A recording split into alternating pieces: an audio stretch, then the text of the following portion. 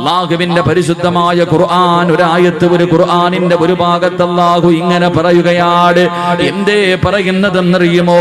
സമ്പത്തും സന്താനങ്ങളും അനുഗ്രഹമാണ്. സമ്പത്തും സന്താനങ്ങളും അനുഗ്രഹമാണ്. ഒരു മനുഷ്യന്റെ സന്തോഷമാണ്, ഒരു മനുഷ്യന്റെ വിജയമാണ്. അല്ലാഹുവിന്റെ പരിശുദ്ധമായ ഖുർആൻ പറയുന്ന മക്കൾ അനുഗ്രഹമാണെന്ന് പരിശുദ്ധമായ ഖുർആനിന്റെ ഒരു ഭാഗത്ത് അല്ലാഹു പറയുമ്പോ അതേ ഖുർആനിൽ തന്നെ മറ്റൊരു ഭാഗത്ത് അല്ലാഹു പറയുകയാ, ഇന്നമാ അംവാലുകും വഔലാദുകും ഫിത്ന.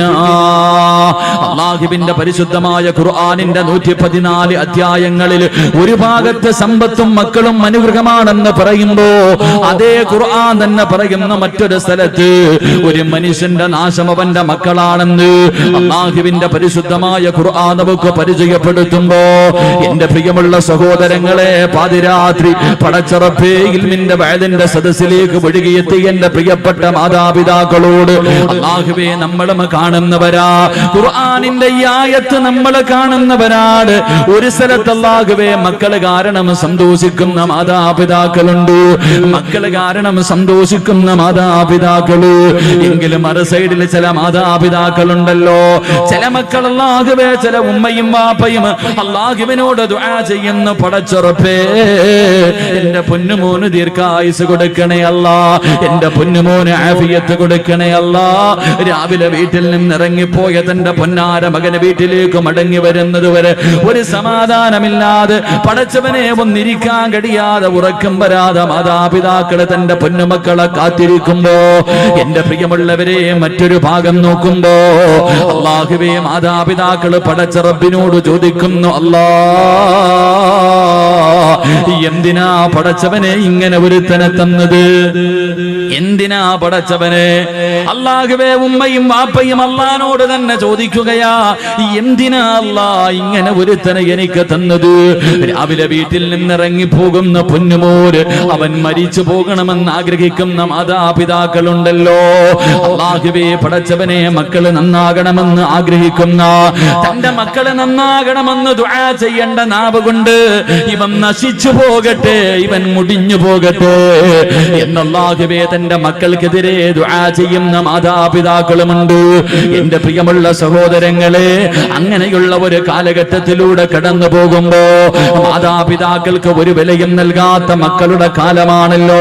പടച്ചവനെ പണം കിട്ടിക്കഴിയുമ്പോ, സൗന്ദര്യമുള്ള ഒരു പെണ്ണിനെ കിട്ടിക്കഴിയുമ്പോ അല്ലാഹുവേ പോറ്റി വളർത്തിയ മാതാപിതാക്കളെ വീട്ടിൽ നിന്ന് അടിച്ചിറക്കുന്ന മക്കളുണ്ടല്ലോ, മാതാപിതാക്കളോട് മിണ്ടാത്ത മക്കളുണ്ടല്ലോ, രോഗം പിടിച്ച ഉമ്മാനെ ചാക്കിൽ കെട്ടിയിട്ട് റോഡിന്റെ സൈഡിൽ കൊണ്ടുവന്ന് തെള്ളുന്ന മക്കളുടെ കാലമല്ലേ. എന്റെ പ്രിയമുള്ളവരെ, സ്കൂളിൽ പഠിക്കുന്ന യുവതലമുറയുണ്ടല്ലോ, തന്റെ കൂട്ടുകാരോട് പ്രായമുള്ള ഉമ്മയെ കാണിച്ചിട്ട്, പ്രായമുള്ള വാപ്പയെ കാണിച്ചിട്ട് ഇതെന്റെ മാതാപിതാക്കളാണെന്ന് പറയാ മക്കള് മടിക്കുന്ന ഒരു കാലത്തുകൂടെ കടന്നു പോകുമ്പോ എന്റെ പ്രിയമുള്ളവരെ, നമ്മളെല്ലാവരും ഏറ്റവും കൂടുതൽ കേട്ട ഒരു ചരിത്രമുണ്ട്. ഈ കഴിഞ്ഞ വലിയ പെരുന്നാളിന് നമ്മളെല്ലാവരും ഒരു കുടുംബത്തെ കുറിച്ച് കേട്ടു. അല്ലാഹുവേ ഏത് കുടുംബത്തെ കുറിച്ചെന്നറിയുമോ? പരിശുദ്ധമായ മക്കയിലേക്ക് കോടാനുകോടി ലക്ഷക്കണക്കിന് ജനങ്ങള് അല്ലാഹുവിന്റെ ഭവനത്തിലേക്ക് പോയിട്ട് തിരിച്ചു വരുമ്പോ ഒരു കുടുംബത്തെ ഓർക്കാതെ ഒരു മനുഷ്യനും തിരിച്ചു വരാൻ കഴിയില്ല. അല്ലാഹുവിന്റെ മക്കയിലേക്ക്, പരിശുദ്ധ കഅബയിലേക്ക് ചെന്നിട്ട് ഒരു വാപ്പയെയും ഉമ്മയെയും മകനെയും കുറിച്ച് ചിന്തിക്കാതെ അവര് തന്നെയാണല്ലോ, അവരുടെ സ്മരണ തന്നെയാണല്ലോ ഇബ്രാഹിം നബിയെയും ഹാജറ ബീബിയെയും ഇസ്മായിൽ നബിയെയും ഈ ഭാര്യ ഭർത്താവിനെയും മകനെയും ഓർക്കാതെ ഒരു മനുഷ്യനും മക്കയിൽ നിന്ന് മടങ്ങി വരാൻ കഴിയില്ലല്ലോ. എന്റെ പ്രിയമുള്ളവരെ, അല്ലാഹുവിന്റെ ഖുർആൻ പറഞ്ഞ മക്കളാരെന്നറിയുമോ? അല്ലാഹുവിന്റെ പരിശുദ്ധമായ ഖുർആൻ ഒരു മകനെ കുറിച്ച് പറഞ്ഞു തരികയാ. പാതിരാത്രി ഒരുമിച്ച് കൂടി എന്റെ പ്രിയമുള്ള ഉപ്പമാരോട്, ഉമ്മമാരോട്, എന്റെ പ്രിയപ്പെട്ട മാതാപിതാക്കളോട്, ചെറുപ്പക്കാരോട്, മക്കളെ ഖുർആൻ പറഞ്ഞ മകനേതെന്നറിയുമോ? എന്റെ പ്രിയമുള്ളവരെ, അല്ലാഹുവിന്റെ ഖുർആൻ പറയുന്നു, ഇന്നല്ലാഹ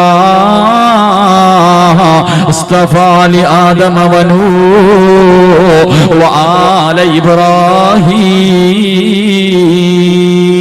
അല്ലാഹുവിന്റെ പരിശുദ്ധമായ ഖുർആൻ പറയുന്നു ആദം നബി അലൈഹിസ്സലാമിനെ അല്ലാഹു തിരഞ്ഞെടുത്തു, നൂഹ് നബി അലൈഹിസ്സലാമിനെയും അല്ലാഹു തിരഞ്ഞെടുത്തു. എന്നിട്ട് അല്ലാഹു പറഞ്ഞു വആല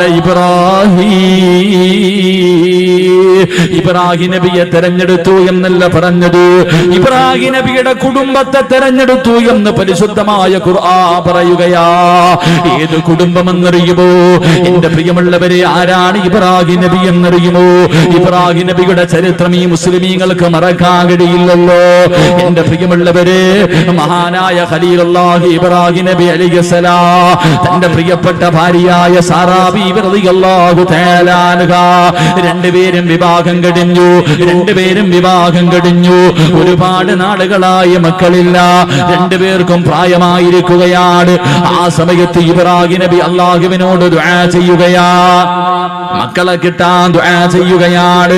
എന്നിട്ടും മക്കളെ കിട്ടാതെ വന്നപ്പോ തന്റെ പ്രിയപ്പെട്ട ഭാര്യയായ സാറാ ബീവി റളിയല്ലാഹു തആല അൻഹാ തന്റെ ഭർത്താവായ ഇബ്രാഹിം നബിയോട് അവിടുന്ന് പറയുന്നു, നബിയേ ഇനി ഞാൻ പ്രസവിക്കുമെന്ന് തോന്നുന്നില്ല നബിയേ, എനിക്കൊരുപാട് പ്രായമായല്ലോ, അതുകൊണ്ട് നിങ്ങൾ മറ്റൊരു വിവാഹം കഴിക്കണം നബിയേ. ഒരു ഭാര്യ ഭർത്താവിനോട് മറ്റൊരു വിവാഹം കഴിക്കാൻ പറയുകയാ.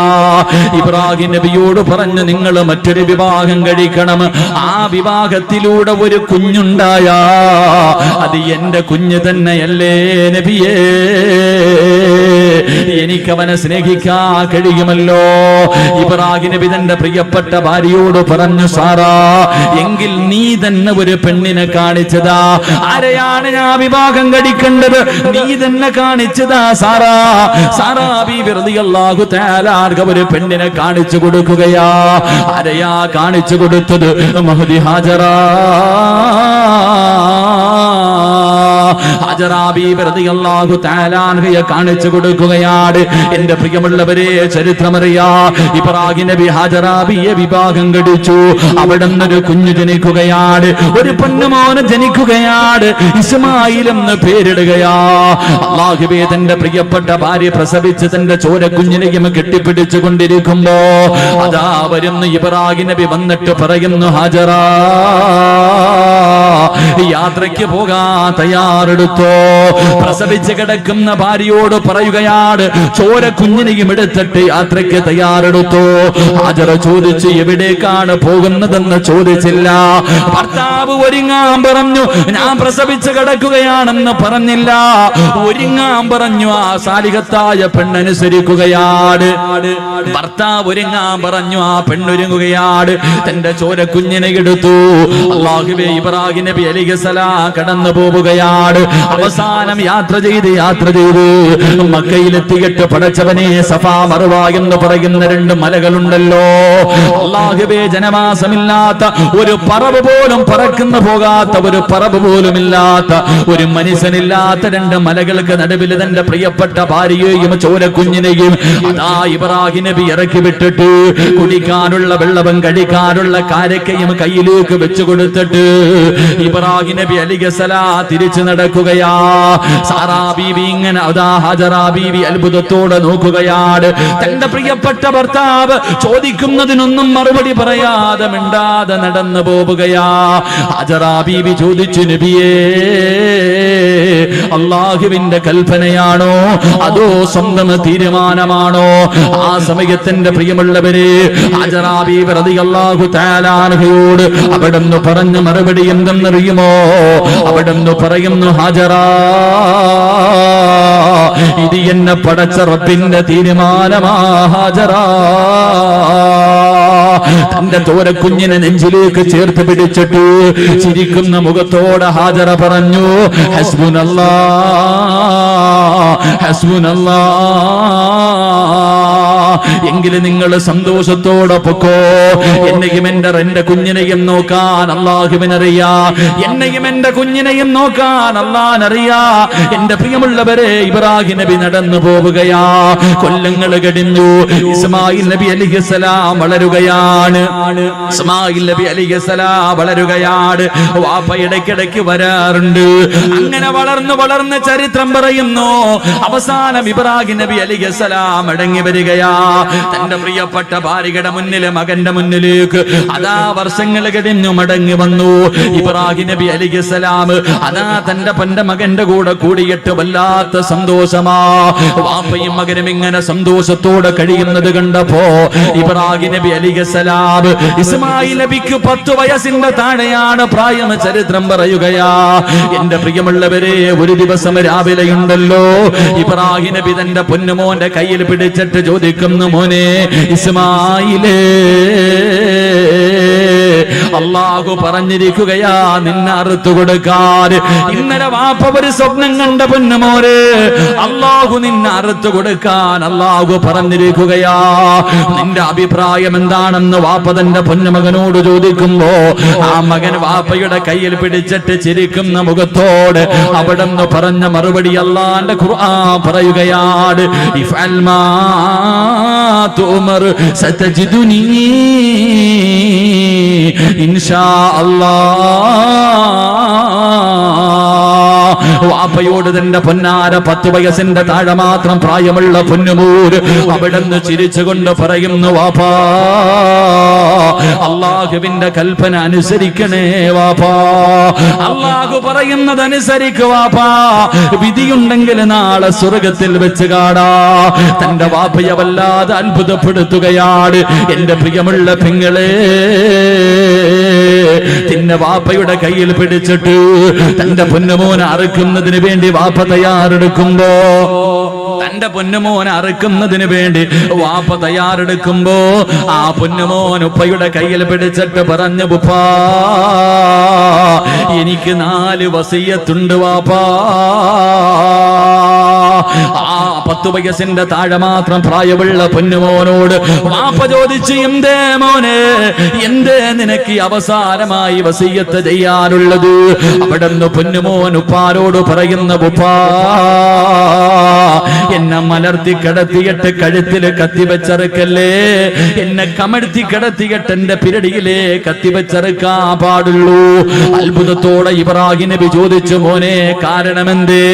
അവിടെ നിന്ന് പറഞ്ഞു കൊടുത്തു, വാപ്പാ നിങ്ങളെ എനിക്ക് വല്ലാത്ത ഇഷ്ടമാ, എന്നെ നിങ്ങൾക്ക് വല്ലാത്ത ഇഷ്ടമാണ്. അറുക്കുന്നതിന് വേണ്ടി കഴുത്തിലേക്ക് കത്തിയെടുത്ത് വെക്കുമ്പോ എന്റെ മുഖമെങ്ങാണം കണ്ട നിങ്ങളെ കൊണ്ടറുക്കാ കഴിയില്ല വാപ്പാ, അല്ലാഹുവിന്റെ കൽപ്പന അനുസരിക്കാ കഴിയില്ല. അതുകൊണ്ട് എന്നെ കമഴ്ത്തി കിടത്തിയിട്ട് പിരടിയില് കത്തിവെച്ചറുക്കാൻ പാടുള്ളൂ. രണ്ടാമതായി പറഞ്ഞു കൊടുക്കുന്നു, വാപ്പാ എന്റെ കയ്യും കാലും കെട്ടിയിടണേ വാപ്പാ, എന്റെ കയ്യും കാലും കെട്ടിയിടണം. എന്തിനാ മോനെ, എന്തിനാ മോനെ? വാപ്പാ നിങ്ങൾ എന്റെ കഴുത്തിൽ കത്തിവെച്ചറക്കുമ്പോ എനിക്ക് വല്ലാതെ വേദനിക്കുമല്ലോ. എന്റെ കൈകാലുകളിട്ടടിച്ചാ ഉപ്പയുടെ കൈവിറയ്ക്കും ഉപ്പാ, നിങ്ങളെ കൊണ്ടറുക്കാൻ കഴിയില്ല. മൂന്നാമതായിട്ട് പറയുന്ന, ഉപ്പാ ഞാൻ ധരിച്ചിരിക്കുന്ന എന്റെ വസ്ത്രം എന്റെ ഉമ്മാനെ കാണിക്കല്ലേ, എന്റെ ഉമ്മാനെ സഹിക്കൂല, എന്റെ ഉമ്മാടെ മനസ്സ് വേദനിക്കും. നാലാമതായിട്ട് ഇസ്മായിൽ എന്ന ചെറിയ പയ്യന് വാപ്പയോട് പറഞ്ഞു കൊടുക്കുകയാണ്, വാപ്പാ എന്നെ അറുത്തിട്ട് നിങ്ങൾ തിരിച്ചു പോകുമ്പോ എന്റെ ഉമ്മയോട് എന്റെ സലാം പറയടേ, എന്റെ ഉമ്മാനെ നാളെ സ്വർഗത്തിൽ വെച്ച് കാണാമെന്ന് ഞാൻ പറഞ്ഞു എന്ന് പറയണേ എന്ന് അറുക്കാൻ കൊണ്ടുപോകുന്ന വാപ്പയോടൊരു പൊന്നുമോ പറഞ്ഞു കൊടുത്ത ചരിത്രം കേൾക്കുമ്പോ ഏതൊരു വാപ്പയുടെയും മനസ്സിന്റെ ഉള്ളില്, ഏതൊരു ഉമ്മയുടെയും മനസ്സിന്റെ ഉള്ളില് അറിയാതെ ദുആ ചെയ്യുന്നു, അല്ലാഹ് ഇതുപോലെ ഒരു മകന്, ഇതുപോലെ ഒരു കുഞ്ഞിന് എനിക്ക് നീ തരണേ അല്ലാഹ്. അറിയാതെ റബ്ബിനോട് ദുആ ചെയ്യുമല്ലോ. അതുകൊണ്ട് എന്റെ പ്രിയമുള്ളവരെ റസൂലുള്ളാഹി പറയുകയാ, എപ്പോഴും ദുആ ചെയ്യുന്നവരാണല്ലോ. അല്ലാഹുവിന്റെ റസൂൽ പറയുകയാണ്, സാലിഹായ മക്കളെ നമുക്ക് വേണം, നന്മയുള്ള മക്കളെ നമുക്ക് വേണം, നമ്മളെ സ്നേഹിക്കുന്ന മക്കളെ നമുക്ക് വേണം, നമുക്ക് ദുനിയാവിലും ആഖിറത്തിലും ഉപകരിക്കുന്ന മക്കളെ നമുക്ക് വേണം.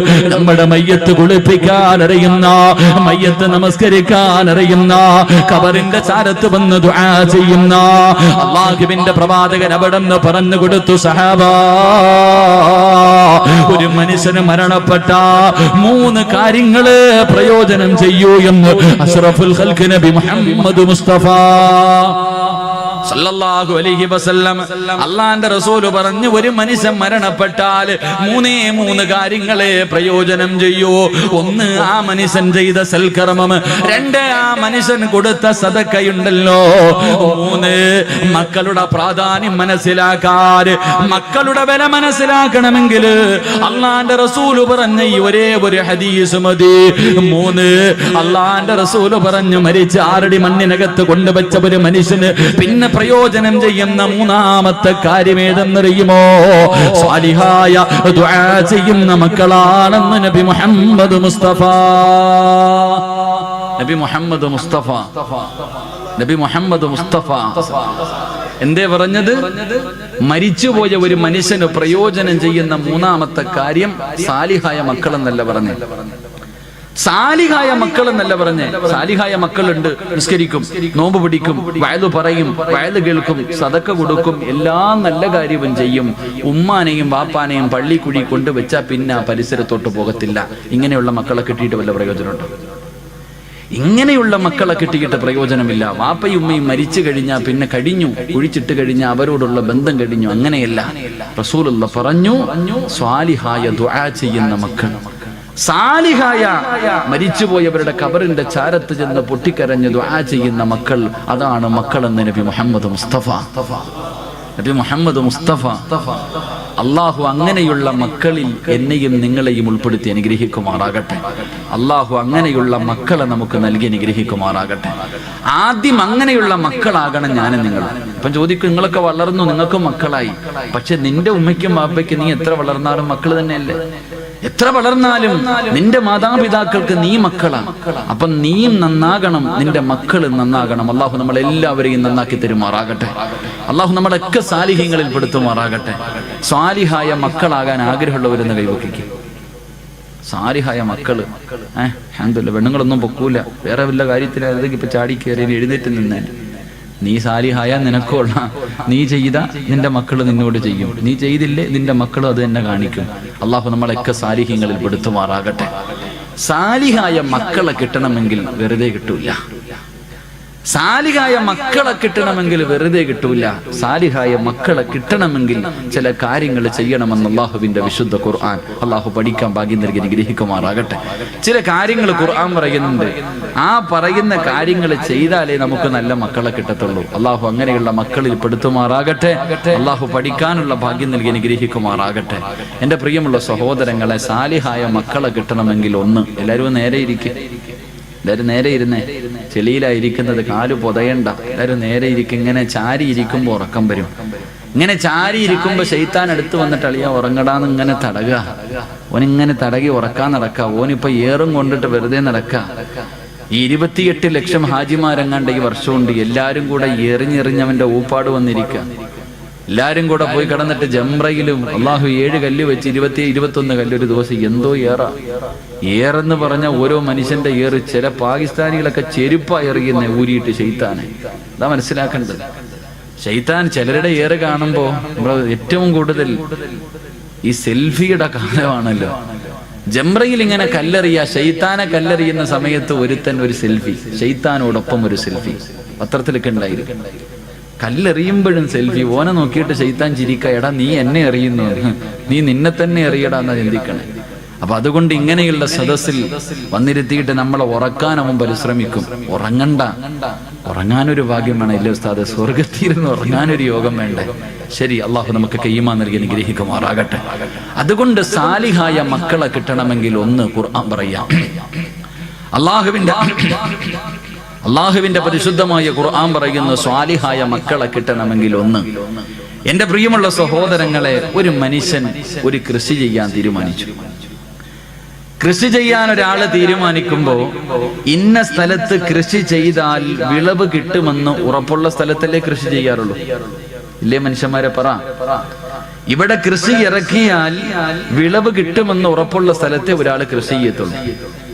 ഒരു കട, ഒരു സ്ഥാപനം തുടങ്ങിയാൽ ഇവിടെ കച്ചവടം ഉണ്ടാകും, ലാഭം ഉണ്ടാകാൻ സാധ്യതയുണ്ടെങ്കിൽ മാത്രമേ ഒരാൾ അവിടെ കടയിടാൻ പോകത്തുള്ളൂ. കടയിട്ടാൽ കച്ചവടം നടക്കൂല എന്നുറപ്പുള്ള സ്ഥലത്ത് ആരെങ്കിലും കൃഷി ഇറക്കോ അല്ലെങ്കിൽ കടയിടോ? ചെയ്യൂല. എങ്കിൽ അല്ലാഹുവിന്റെ പരിശുദ്ധമായ ഖുർആൻ പറയുകയാണ്, സ്വാലിഹായ മക്കളെ കിട്ടണമെങ്കിൽ ഒന്നാമതായി ഖുർആൻ പറയുകയാ, വൽ ബലദു തയ്യിബു യഖ്റുജു നബാതുഹു ബിഇദ്നി റബ്ബി വല്ലദീ ഖബസു ലഹാ യഖ്റുജു ഇല്ലാ നക്ദാ. വിവാഹം കഴിക്കാത്ത എന്റെ പ്രിയപ്പെട്ട ചെറുപ്പക്കാരെ നല്ലതുപോലെ കേൾക്കണേ. അല്ലാഹുവിന്റെ ഖുർആൻ പറയുകയാണ്, പെണ്ണെന്ന് പറഞ്ഞാൽ ആരെന്നറിയുമോ? നിസാഉകും ഹർസുൽ ലക്കും ഫഅതു ഹർസകും. മോനെ, പെണ്ണെന്ന് പറഞ്ഞാൽ നിന്റെ കൃഷിയിടമാണ്. പെണ്ണെന്ന് പറഞ്ഞാൽ നിന്റെ കൃഷിയിടമാണ്. അതുകൊണ്ട് നീ നല്ല കൃഷിയിടത്തിൽ വിളവിറക്കിയാലേ നിനക്ക് നല്ല വിളവ് കിട്ടൂ എന്ന് പരിശുദ്ധ ഖുർആൻ. അല്ലാഹു പറയുകയാണ്, നല്ല കൃഷിയിടത്തിൽ കൃഷി ഇറക്കിയാ നിനക്ക് നല്ല വിളവ് കിട്ടും. മോശമായ പറമ്പിൽ നീ കൃഷി ഇറക്കിയാ നീ ഉദ്ദേശിക്കുന്ന വിളവ് നിനക്ക് കിട്ടൂല എന്ന് ഖുർആൻ പറയുമ്പോ, എന്റെ പ്രിയമുള്ള മുസ്ലിമേ, സ്വാലിഹായ ദുനിയാവിലും ആഖിറത്തിലും ഉപകരിക്കുന്ന മക്കളെ നിനക്ക് കിട്ടണമെങ്കിൽ അല്ലാഹുവിന്റെ പരിശുദ്ധമായ ഖുർആൻ പറയുകയാ, മോനെ, റോഡിന്റെ ഓരത്ത് നിന്ന് പുഞ്ചിരിക്കുന്നവളെ കെട്ടല്ലേ, കണ്ടവളുമാരെ കെട്ടല്ലേ. അല്ലാഹുവിന്റെ ഖുർആൻ പറയുകയാണ്, നല്ല പെണ്ണിനെ വിവാഹം കഴിക്കണേ, നല്ല പെണ്ണിനെ വിവാഹം കഴിക്കണേ. നല്ല ഉമ്മയുടെ വയറ്റിലെ നല്ല മക്കള് ജനിക്കാറുള്ളൂ. നല്ല ഉമ്മയ്ക്ക് നല്ല മക്കള് പിറക്കാറുള്ളൂ. അല്ലാഹുവേ, നല്ല വാപ്പയ്ക്ക് നല്ല മക്കള് ജനിക്കൂ എന്ന് അല്ലാഹുവിന്റെ പരിശുദ്ധമായ ഖുർആൻ പരിചയപ്പെടുത്തുമ്പോ, എന്റെ പ്രിയമുള്ളവരെ, നല്ല ഉമ്മമാർക്ക് നല്ല മക്കള് ജനിക്കൂ. അല്ലാഹുവിന്റെ റസൂൽ അതുകൊണ്ടാ പറഞ്ഞത്, എന്റെ പ്രിയമുള്ളവരെ, നല്ല ഉമ്മയുടെ വയറ്റിൽ എത്രയോ നല്ല മക്കള് ജനിച്ചതിന്റെ ചരിത്രം നമുക്ക് കാണാൻ കഴിയും. എന്റെ പ്രിയമുള്ളവരെ, കേട്ടതാണെങ്കിലും ഒരു ചരിത്രം ഞാൻ പറഞ്ഞു തരാ. ഒരു നല്ല വാപ്പയ്ക്കും ഉമ്മയ്ക്കും ജനിച്ച ഒരു പൊന്നുമോനെ കുറിച്ച് പറഞ്ഞു തരട്ടെ. മഹാനായ സാബിത്ത് ഇബ്നു ഇബ്രാഹിം എന്ന് പറയുന്ന ഒരു ചെറുപ്പക്കാരനുണ്ടല്ലോ. കാണാൻ എന്ത് സുന്ദരനെന്നറിയുമോ? വല്ലാതെ യുവത്വത്തിന്റെ നടുവിലൂടെ നടന്നു പോകുന്ന ഒരു ചെറുപ്പക്കാരനാ. പക്ഷേ പടച്ചവനെ വല്ലാത്ത പേടിയാ. അല്ലാഹുവിനെ പേടിച്ച് ജീവിക്കുന്നവനാണ്. പടച്ചവനെ വിശപ്പ് സഹിക്കാൻ കഴിയാതെ വീട്ടിൽ കിടന്നിട്ട് ഉറക്കം വരുന്നില്ല. അവിടെ നിന്ന് മുണ്ട് മുറുക്കി ഇവിടെത്തി കെട്ടിയ ചെറുപ്പക്കാരൻ ഇറങ്ങി നടക്കുകയാണ്. അവസാനം നടന്ന് ഒഴുക്കമുള്ള ഒരു പുഴയുടെ ചാരത്ത് പോയി തളർന്നു കിടക്കുകയാ. ഒരു പുഴയുടെ ചാരത്ത് പോയി തളർന്നു കിടക്കുകയാണ്. അങ്ങനെ വിശപ്പ് സഹിക്കാൻ കഴിയാതെ തളർന്നു കിടക്കുമ്പോ വെള്ളത്തിലൂടെ ഒരു ആപ്പിൾ ഇങ്ങനെ ഒഴുകി വരികയാ. വെള്ളത്തിലൂടെ ഒരു ആപ്പിൾ ഇങ്ങനെ ഒഴുകി വരികയാണ്.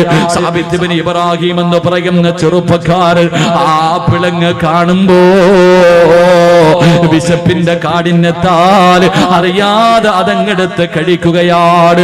പടച്ചവനെ, ആപ്പിളങ്ങ് ആർത്തിയോടെ തിന്നുകയാണ്.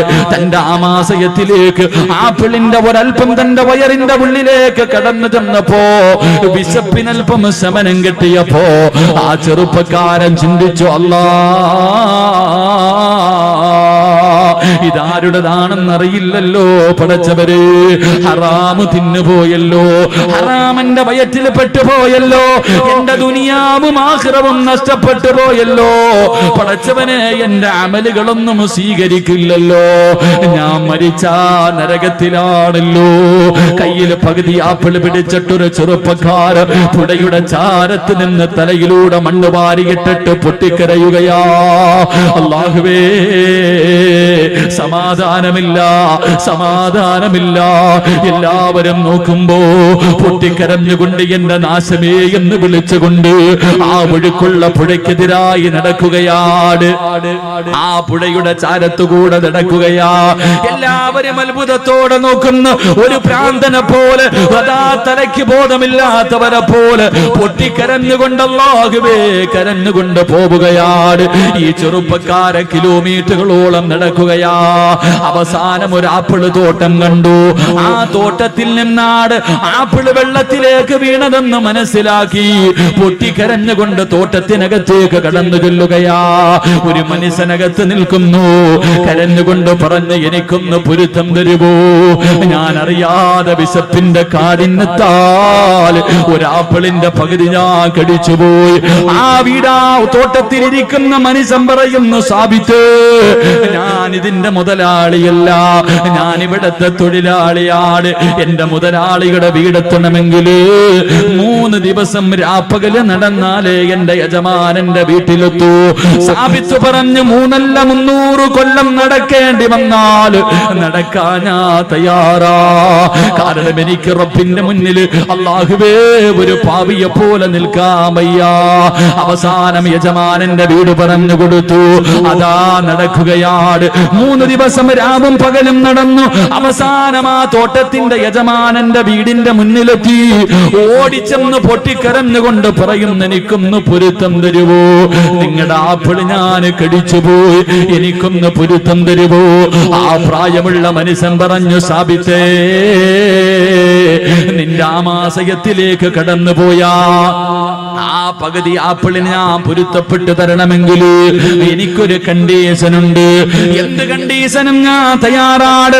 സാബിത്ത് ചോദിച്ചു, എന്ത് കണ്ടീഷനാണ്? അവിടെന്ന് പറഞ്ഞു, എനിക്കൊരു പൊന്നുമോളുണ്ട്, അവളെ നീ വിവാഹം കഴിക്കണം. അവൾക്കാണെങ്കിൽ കണ്ണിന് കാഴ്ചയില്ല, അവൾക്ക് ചെവിക്ക് കേൾവിയില്ല, അവൾക്ക് നടക്കാൻ കാലില്ല, വികലാംഗയായ കാണാനടകില്ലാത്ത എന്റെ പൊന്നുമോളെ വിവാഹം കഴിച്ചാലേ നിനക്ക് പൊരുത്തം തരൂ എന്ന് പറയുമ്പോ പൊട്ടിക്കരഞ്ഞുകൊണ്ട് സാബിത്ത് പറഞ്ഞു, അല്ലാ, ഒരു കൊതുകിന്റെ ചിറകിന് പോലും വിലയില്ലാത്ത ദുനിയാവല്ലേ, എന്തിനും ഞാൻ തയ്യാറാ. അവസാനം കണ്ണില്ലാത്ത, കണ്ണ് കാണാത്ത, ചെവി കേൾക്കാത്ത, കാലില്ലാത്ത, കാണാ സുന്ദരിയല്ലാത്ത, ഒരിക്കൽ പോലും കണ്ടിട്ടില്ലാത്ത പെണ്ണിനെ വിവാഹം കഴിക്കുകയാണ്. റബ്ബേ, വിവാഹം കഴിഞ്ഞു. മണിയറയ്ക്കകത്തേക്ക് കടന്നു ചെല്ലുമ്പോ സുബ്ഹാനല്ലാഹ്, കാണാനടകുള്ള ഒരു സുന്ദരിയായ പെണ്ണ് മണിയറയ്ക്കകത്ത് ഒരുങ്ങിയിരിക്കുകയാ. സാബിത്ത് ചോദിച്ചു, എന്റെ ഭാര്യ എവിടെ? കണ്ണ് കാണാത്ത, ചെവി കേൾക്കാത്ത, സൗന്ദര്യമില്ലാത്ത, കാലിന് സ്വാധീനമില്ലാത്ത എന്റെ ഭാര്യ എവിടെ എന്ന് ചോദിക്കുമ്പോ ആ പെണ്ണ് കയ്യിൽ പിടിച്ചിട്ട് പറഞ്ഞു, സാബിത്തേ, ഞാനാണ് നിന്റെ ഭാര്യ, ഞാൻ തന്നെയാണ് നിങ്ങളുടെ ഭാര്യ. എന്റെ ഉപ്പ എന്റെ കണ്ണിന് കാഴ്ചയില്ലെന്ന് പറയാനുള്ള കാരണം എന്തെന്നറിയുമോ? ജനിച്ചതിന് ശേഷം, എനിക്ക് ഓർമ്മ വെച്ചതിന് ശേഷം അല്ലാഹു കാണില്ലേ എന്ന് പറഞ്ഞ ഒരു കാര്യവും എന്റെ കണ്ണുകൊണ്ട് ഞാൻ കണ്ടിട്ടില്ല സാബിത്ത്. ഹറാമിന്റെ കണ്ണുകൊണ്ട് കണ്ടിട്ടില്ല, ഹറാമിന്റെ ചെവി കൊണ്ട് കേട്ടിട്ടില്ല, ഒരുത്തനെയും ഫോൺ വിളിച്ചിട്ടില്ല, ഒരു വികാരമുണ്ടാകുന്ന ഒരു മോശമായ സംസാരവും എന്റെ ചെവി കൊണ്ട് ഞാൻ കേട്ടിട്ടില്ല. മൂന്നാമതായിട്ട് ആ പെണ്ണ് പറയുകയാ, അല്ലാഹു പോകരുതേ എന്ന് പറഞ്ഞ ഒരു സ്ഥലത്തേക്ക് എന്റെ ഈ കാല് കൊണ്ട് എന്ന് ഞാൻ നടന്നു പോയിട്ടില്ല. അതുകൊണ്ടാണ് എന്റെ വാപ്പ ഇങ്ങനെ പറഞ്ഞെന്ന് പറയുമ്പോ, എന്റെ പ്രിയമുള്ളവരെ, പെണ്ണെന്ന് പറഞ്ഞാൽ ഇങ്ങനെയാ, ഒരു പെണ്ണെന്ന് പറഞ്ഞാൽ ഇങ്ങനെയാണ്. വെള്ളത്തിലൂടെ ഒഴുകി വന്ന ആപ്പിളെടുത്ത് കടിച്ചിട്ട് പൊരുത്തം ചോദിക്കാൻ പോയ ചെറുപ്പക്കാരൻ, ഈ വാപ്പയ്ക്കും ഉമ്മയ്ക്കും ഒരു മകൻ ജനിച്ചു, ഈ വാപ്പയ്ക്കും ഉമ്മയ്ക്കും ഒരു മകൻ ജനിച്ചു. ഇവരുടെ കൃഷിയിടത്തിൽ ഒരു വിളവ് കിട്ടി. ആ വിളവിന്റെ പേരെന്തെന്നറിയുമോ? മഹാനായ ഇമാമുനാ അബൂ ഹനീഫ. ആ കൃഷിയിടത്തിലെ വിളവാണ് അബൂ ഹനീഫ റഹ്മഹുല്ലാഹ് എന്ന് ചരിത്രം പഠിപ്പിക്കുകയാണ്. ആ കൃഷിയിടത്തിൽ നിന്ന് കിട്ടിയ വിളവാണ് മഹാനായ ഇമാമുന അബൂ ഹനീഫത്തുൽ കൂഫി റഹ്മഹുല്ലാഹ്. അല്ലാഹു ഈമാൻ നൽകി അനുഗ്രഹിക്കുമാറാകട്ടെ.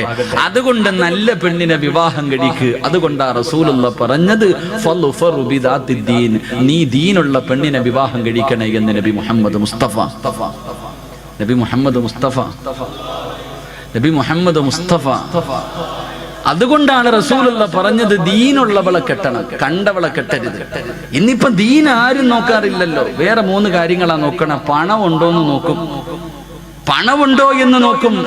ഒന്ന് പെറ്റതാണെങ്കിലും കുഴപ്പമില്ല, ഒരുത്തന്റെ കൂടെ ഒളിച്ചോടിയതാണെങ്കിലും കുഴപ്പമില്ല, തന്നെക്കാലം വയസ്സ് കൂടെ ഒന്നും വേണ്ട, പണമുണ്ടോ കെട്ടാൻ തയ്യാറാണ്.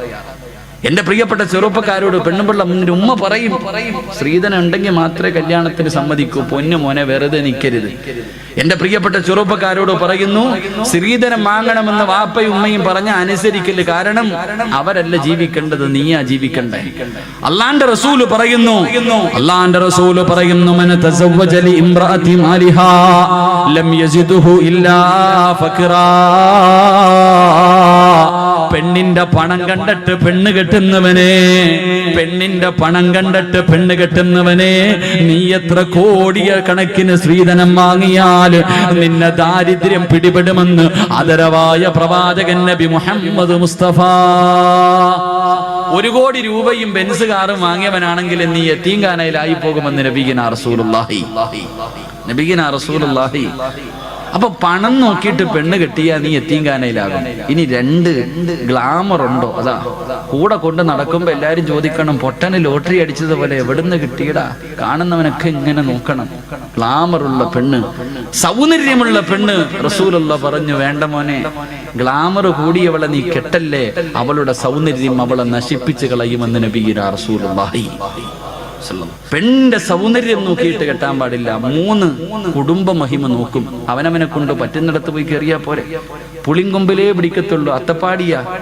അന്നന്നത്തെ ചെലവിന് എന്റെ കഴിയില്ലാത്തവനെ ഒരു കോടീശ്വരന്റെ മോളെ കെട്ടും. അള്ളാന്റെ റസൂല് പറഞ്ഞു, നീ കുടുംബ മഹിമ നോക്കിയിട്ട് പെണ്ണ് കെട്ടല്ലേ, നീ ആ കുടുംബത്തിൽ നാറിപ്പോകുമെന്ന് നബിയിനാ റസൂലുള്ളാഹി.